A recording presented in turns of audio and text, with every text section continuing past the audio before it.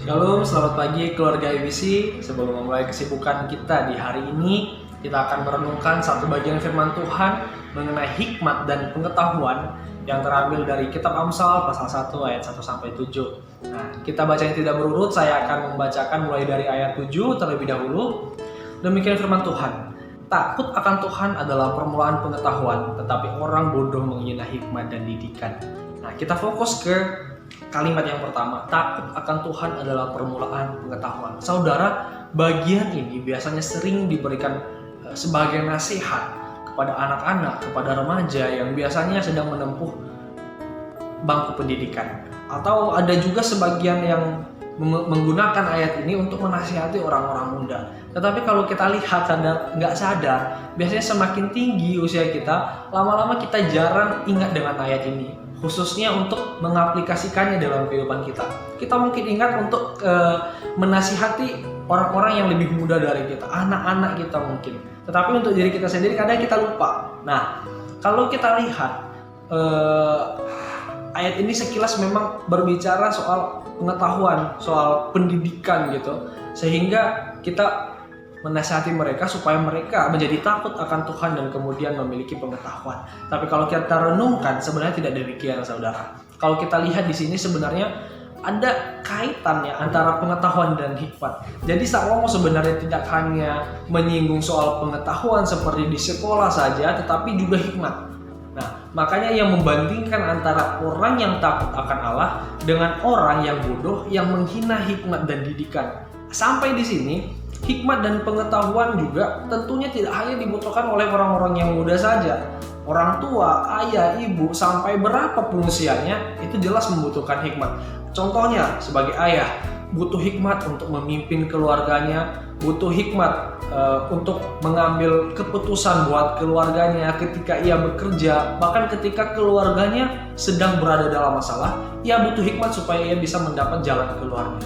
Seorang ibu dalam keluarga, ya, untuk menemani anak-anaknya, pertumbuhan anak-anaknya, butuh hikmat untuk merawat anak-anaknya, merawat suami, untuk mengelola keuangan dengan baik supaya dapur tetap berasap, butuh hikmat. Dan banyak contoh lainnya yang menunjukkan bahwa semua orang butuh hikmat.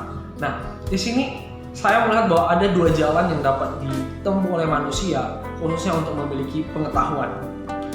Pertama, belajar dengan sungguh-sungguh. Ya, mungkin seperti ikut seminar, workshop, training dan segala macam. Nah, cara yang ini sepenuhnya fokus kepada dirinya, hanya fokus kepada pokoknya bagaimana saya mengupgrade diri saya. Nah, jalan kedua ialah dengan juga melakukan hal yang sama, kita tetap ikut seminar, workshop, training, belajar sungguh-sungguh, tapi tidak hanya sebatas itu saja, melainkan dibarengi dengan takut akan Tuhan. Dengan begitu, fokusnya tidak hanya kepada diri sendiri, tidak hanya kepada bagaimana saya membangun diri sendiri, tetapi juga fokusnya kepada Tuhan. Nah, dengan begitu kita selalu melibatkan Tuhan. Lalu apa bedanya jalan pertama dengan jalan yang kedua? Ayat 2 katanya begini, untuk mengetahui hikmat dan didikan, untuk mengerti kata-kata yang bermakna. Dari sini kita lihat kata-kata yang bermakna tentunya penting banget buat kita semua. Buat orang tua dalam mendidik anaknya, tentunya perlu mengeluarkan kata-kata yang bermakna, yang bisa membangun kehidupan anaknya ini. Kemudian juga misalnya dalam bekerja, ya, membangun relasi dengan orang lain, hubungan kerjasama, perkataan kita itu penting banget. Nah, ayat 3 juga katanya untuk menerima didikan yang menjadikan pandai serta kebenaran, keadilan, dan kejujuran. Saudara, ketika kita fokusnya itu kepada Tuhan juga, tentu kita tidak hanya menjadi pandai, tidak hanya memperoleh pengetahuan saja, tetapi hidup kita diubahkan menjadi orang-orang yang jujur, menjadi orang-orang yang berlaku adil, sehingga dalam pekerjaan kita itu kita terapkan. Nah, ayat 4, 5, 6 katanya untuk memberikan kecerdasan kepada orang yang tak berpengalaman dan pengetahuan serta kebijaksanaan kepada orang muda.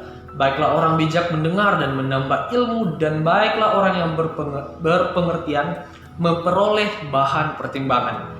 Untuk mengerti amsal dan ibarat, perkataan dan teka-teki orang bijak. Nah, saudara, ketika kita dekat dengan Tuhan, rajin membaca firman-Nya, maka dari situ kita akan mendapat banyak bahan pertimbangan. Sehingga ketika kita bertindak, baik itu saat bekerja, memimpin keluarga, mendidik anak-anaknya, itu semua kita lakukan dengan ada landasannya, yaitu firman Tuhan. Jadi kita tidak hanya asal bertindak mengikuti emosi kita saja, hanya bertindak melakukan sesuatu karena didorong oleh perasaan kita saja, tetapi itu ada landasannya, itu firman Tuhan. Semuanya kita pertimbangkan.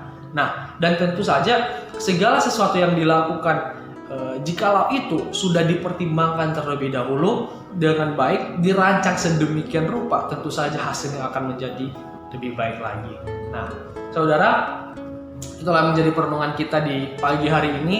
Semoga bisa mengingatkan kita untuk kembali semakin bergairah lagi ya dalam hubungan kita kepada Tuhan, semakin dekat dengan Tuhan, dan semoga dengan demikian kita memperoleh hikmat yang dari Allah, pengetahuan yang dari Allah, sehingga apapun yang kita lakukan semuanya berjalan dengan baik dan sesuai dengan yang diinginkan oleh Tuhan. Amin. Sekali lagi selamat pagi, selamat beraktivitas. Tuhan Yesus memberkati Sobat IBC semuanya. Shalom.